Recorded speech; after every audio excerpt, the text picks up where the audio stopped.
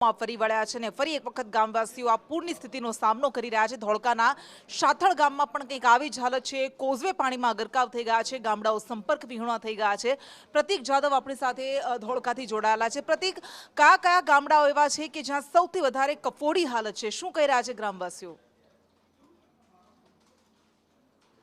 સાબરમતી નદીમાંથી જે પાણી છોડાયું છે તે અમદાવાદના છેવાડાના ગામડા તેમજ ખેડાના ગામડાઓ માટે ખૂબ જ ચિંતાજનક સ્થિતિનું સર્જન થયું છે, કારણ કે પાણી છોડવાના કારણે ગામો છે તે જળમગ્ન થયા છે। અને આ જે દ્રશ્ય છે તે સાંથળ ગામના છે। સાંથળ ગામના સીમમાં જે ખેતરો આવેલા છે તમામ ખેતરોના છે કે જે પાણીની અંદર જળમગ્ન થયા છે અને ખેતરોમાં જે પાક બનાવવામાં આવ્યો હતો, પાક તૈયાર કર્યો હતો ખેડૂતોએ, તે પાક તમામ નિષ્ફળ ગયો છે। અને આ જ પ્રકારની સ્થિતિ ગામમાં પણ જોવા મળી છે। ગામના જે લોકો છે તેમના ઘરની અંદર પાણી ઘૂસી ગયા છે, જેના કારણે ઘર વખરીને ખૂબ મોટું નુકસાન થયું છે। આ જ પ્રકારની સ્થિતિ અલગ અલગ ગામોમાં જોવા મળી રહી છે। ખેતરોમાં કેડસમા પાણી છે અને આ જ કારણથી ખેડૂતો હવે ચિંતામાં છે, કારણ કે તેમના પાકને ખૂબ મોટું નુકસાન થયું છે। આપણી સાથે કેટલાક ખેડૂતો છે, તેમની સાથે વાત કરશું। કૃષ્ણા, કેટલું મોટું નુકસાન આ પરિસ્થિતિના કારણે? અમારા ગામમાં છેલ્લા 2 મહિનાથી અમે જે ડાંગરનું વાવેતર કર્યું હતું, આપ તમે જોઈ લો છો, ક્યાંય ડાંગરનો છોડ રહ્યો નથી। પૂરી ડાંગર પાકીને તૈયાર થઈ જઈ હતી। 2 મહિનાથી સતત મહેનત કરીએ છીએ, દવા ખાતર બધું કમ્પ્લીટ કર્યું અને છેલ્લે આ પાણીના કારણે બધું નુકસાન થઈ ગયું। કોઈ વસ્તુ હાથમાં રહી નથી, એમ કોઈ આધાર નથી ખેડૂતોનો, જે આધાર હતો એ પૂરું કેન્સલ થઈ ગયું।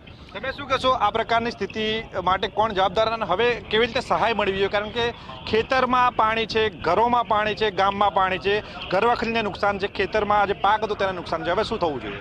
હાલની પરિસ્થિતિ જોતા એવું લાગે છે કે અમારા ગામની અંદર અત્યારે કન્ડિશન એટલી ખરાબ છે કે સર્વે નંબર ઓળખાય એવા નથી રહ્યા જમીનના। અને બીજું કે સરકાર પાસે અમારી એક જ અપીલ છે કે સરકાર જાતે આવીને અહીંયા સર્વે કરે, ત્યાં બેઠા બેઠા કંઈ નહીં થાય।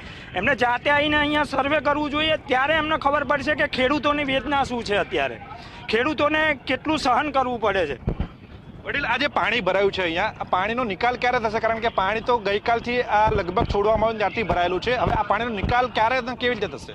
પાણી હજુ તો નદીમાંથી નીકળવાનું ચાલુ જ છે, એટલે પાણી હજુ ક્યારે ઉતરશે એનું કોઈ નક્કી જ નથી। લગભગ 2-3 દિવસ તો આમ જ રહેશે, એટલે પાણી નીકળવાની અને કોઈ જગ્યા નથી। પાણી નીકળવાનો તકલીફ જ છે અહીંયા, અને રજૂઆત કર્યા છતાં સરકારમાં કોઈ સાંભળતું ખેડૂતોનું નથી।